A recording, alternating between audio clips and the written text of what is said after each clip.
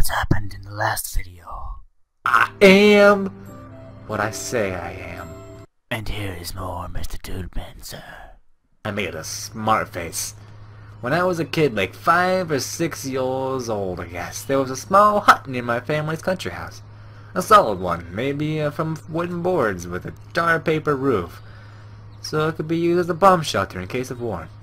So one day I was sitting on top of it with somebody and suddenly it fell off. And there were beds of strawberries behind it. And during those split seconds that I was falling, I thought, that's it. The Green Reaper has come for me, and my entire life ran through my head. A life just 6 years long, but still. So I fell into those beds, and definitely didn't feel anything as there were plenty of soft down there. And so that's the story. The end.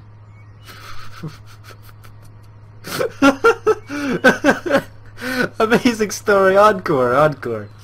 But that's so silly! I didn't think so at the time. And what about now? I don't know. I guess it is. Fine. Tell me something else. Go on, encore. You'll call that silly too. No, I won't. I started thinking again. Also, I once fell into a pond from a bridge and almost drowned. Your stories are all Slavia said in an annoying tone. I told you there isn't much to talk about, so I told you the first story that came to my mind. Ah, speaking of which, the lake. Slavia looked at the water. Let's go swimming. I'm not really fond. Wait, do you have like a bikini on underneath of your uniform? That'd be like planning ahead by a long shot. I'm really fond of that. I don't like it. I don't even have anything to swim in. Oh, come on. She gave me a captivating smile. Well, I don't know, really. Of course I was eager to agree, but I still hesitated. Oh, come on. Slavia laughed and ran off into the lake, unbuttoning her shirt on the way. Well... I stood up from the sleeping bag and slowly headed away. When I came closely, Slavia was already splashing in the lake with all of her clothes. Oh, boy. Come here. Well, I'm not sure I want to. I've mumbled slowly. Come on, it's funny. She didn't seem to feel awkward about my presence at all. Well, I wanted to turn away at first. You're experiencing here firsthand her majestic lake dancing. But here's the question. What is more appropriate here? If Slavia thinks it's okay and I act awkwardly, won't I defend her? But that isn't the most important thing right now. I didn't bring my swimming trunks. I guess that wasn't the most suitable no. So, neither did I. Slavia said with a voice level quieter. Don't be afraid. I'm not. There's nothing I would be afraid of. Get in. I didn't know what to say. I probably wanted to comply, but with everything happening some other way.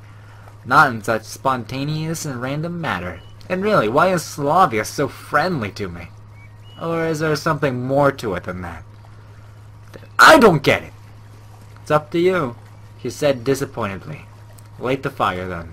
What for? Because! I'll get out and need a way to dry myself. Oh yes, fine. I quickly went back to the sleeping bag, picked up branches on my way. Cooking fire wasn't a problem at all, but how do I light a fire? I had neither a matchbox nor a lighter. Like every educated person, I did that. It's possible to do it by rubbing. Oh my gosh, a bug just flew near my face. It's on my desk now. It's like flopping around. I need... Go away, bug. Go! Goodbye. Good day, sir. Like every educated person, I knew that it's possible to do it by rubbing one stick against the other, but I've never done it before. Well, I had no other ideas. I started to drill one stick into the other very slowly. I was lucky that... Oh my gosh, bug, get away! Go away! You're not wanted here. I was lucky that sticks were dry enough because otherwise I had no chance at all. Actually, I was quite skeptical about my chances, but after about just a minute, some smoke appeared and a faint fire flared up, dying out a moment later. At least it was clear that I could handle this way of starting a fire. It took me another 20 minutes of suffering, but in the end I had a small fire burning next to the sleeping bag. I was throwing more sticks into it lazily. This is how it turns out. A man can adapt to anything, and so I could probably even survive in a snowy forest. My survivalist thoughts were interrupted by Slavia, who suddenly appeared right above me. Wow. You're good. I looked at my gaze and quickly turned away. She was wearing a shirt, but thanks to its okay. It wasn't a problem in the lake, but it's different than when she looks so close. One wouldn't get lost with you. Her shirt doesn't look wet. It's just a CG though. Slavi sat with her back against mine. I hope it will dry off quickly. Oh my gosh, Kitty, don't do this to me. What do you... It's one thing after another. You can sit on my lap, okay? Come on, Kitty. Go here. If you're tired, thank you. It's not time to get on my monitor and keyboard, okay? Okay. Somehow I was hoping so too. So what? What? I asked with a muddled voice. Tell me something else. Kitty, don't do this to me. Don't do it. You can sit there. I don't know. I felt like something was stuck in my throat. Storytelling was definitely out of question. You've gotten so stiff suddenly. Really? Why would I? It's nothing, just... I had a feeling that I won't be able to just sit like that any longer. Animal instincts are clouding my mind. You think this is normal? What? Sitting like this? What's wrong with it? Seems like Slavi really didn't understand. Well, you are... Do you really not get it? I sighed helplessly. Well, I'm not really sure. Her voice sounded cunning. What do you think? Well, you know, I'd... Maybe we should hold back. We should? What? Did she say shouldn't hold back? Did she just say should? We shouldn't hold back. Okay. We're not holding back. Her words flashed in my head. All the kinkiness. She's giving her consent. Is this the... Oh. Oh. Oh. I see. Maybe here it is, the reason for me being in this game. Okay, that was like 2 seconds and it's over. Kitty, no keyboard time for you. You just witnessed some good old black screen. But you don't know what happened behind the black screen, Kitty. It's a good thing that you don't understand video games. That was amazing. Yeah. For a while we just lay close to each other. It's getting chilly. Hang on. I unfolded... Okay, that's not a zipper. That's a sleeping bag. And we got inside together. Sadia rested her head on my shoulder. Mind if I take a quick nap? But I just feel so tired. Sure, go on ahead. Soon her breathing became deep and steady. The wind quietly rustled the leaves on the trees around us. The grass was swaying next to us, and tiny bugs buzzed annoyingly overhead. Suddenly I realized this was the best place I've ever seen in my life. Thinking that, I fell asleep.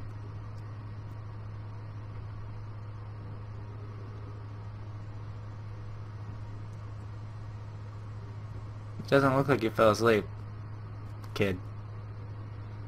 But this scene looks much better than the old one. It looks just... oh, glowy. I opened my eyes and saw the top of an oak roaring above. Kitty! Just don't bump my mic. Okay, Kitty? Okay. You did it. You did it now, Kitty. It's not time for this. A strong wind had risen, chilling me to the bone. The full moon was staring right at me. Night has fallen. I couldn't really tell what time it was, but it didn't really matter much. Slavi was still asleep. I tucked the sleeping bag around her cozily, got dressed, and headed to the lake. Is she dancing frolicking majestically inside the lake? That would be great. I was really thirsty, and there weren't any other options available.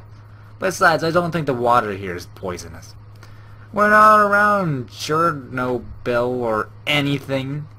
At least I want to believe that. I scooped up some water and eagerly dipped my face into my hands. The water tasted so good that it felt like it came from a spring, not a lake. My reflection stared at me, blurred in the water and touched by the moonlight. It seemed to be smiling. Weird. I didn't even notice. Overjoyed, I headed back, fully intending to sleep till morning. And a twig snapped nearby. I turned to see what made the noise and saw someone behind the tree. Who's there? I called out, worried. There's no need to scream like that. The voice seemed familiar. Hey! It's you! How are you? What are you doing here? Taking a walk into the middle of the forest in the middle of the night, like an hour away from the camp. Just that. At this time? What, I can't? No, it's just strange. I leaned against a tree and pondered. She's definitely here for a reason. Besides, we barely made it here. You can't reach this lake on a walk. And even at night, Slavia sleeping a dozen steps away wasn't a clear view. And? What? Were you going to say anything? Am I supposed to? Up to you? I don't get what you're saying. Okay, been here for a while? Well, not that long. How long is that? Not long! Kinda snapped. Alright, is that all? I don't know. We stood silently a while longer. You should probably get back. Slavia will get cold. So you saw. Oh.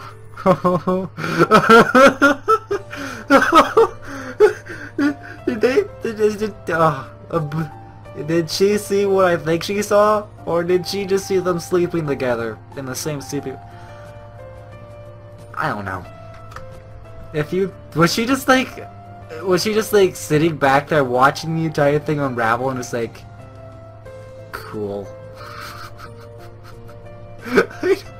This is so really creepy and weird, and I like it. If you think that. Well, what am I supposed to think, huh? Seems clear as day, I guess. So you're not gonna say anything? What is there to say? After your show at the square, the words don't seem to be needed. There was no show. It's like I'm justifying myself there. It's none of your business anyway. Exactly. It's your business. Just be careful. Watch out. What are you talking about? If everything comes to you so easily, you probably won't value it much. Though you should. I don't get it. Well, like Slavia. Bam! This time it's magical. And then you do it another time and another, and then you get tired of it. Maybe. Then it paused. That's what I'm saying. You need to cherish whatever you have. Even if you don't put much effort into getting it. If you think I'm treating this like a game, then you're totally wrong. I don't think that. But it's possible. Besides, how about you staying out of things that are none of your business? I'm just giving you advice. I don't remember asking for it. I think you should pay more attention to what you're doing and planning to do so. So you don't feel any torturing regrets later on. Oh my gosh, she's look at her face. I just realized she... Oh my god. I can't stay away from it now. Look, just like look into her eyes and it is... Oh my gosh. This started to sound like a threat, and she looks like she's about to rip my face off. It really is. My cat's playing with my pant leg right now. Well, maybe so. Then I said mysteriously, going back to her slightly aggravated face. So you... No, not at all. Not now, to be precise. She added in a whisper. When I turned and headed into the depths of the forest. So she just came out to the middle of the forest where we were, watched us through the button, talked to me, gave me advice, got angry at me, and left. What? I don't understand! I didn't stop her though. When she was almost gone from sight, I noticed something in her hand blinking in the moonlight. What a strange girl. I sighed and returned to Slavia. The warmth of her body kept me from the cold of the night. I hope I was keeping Slavia warm as well.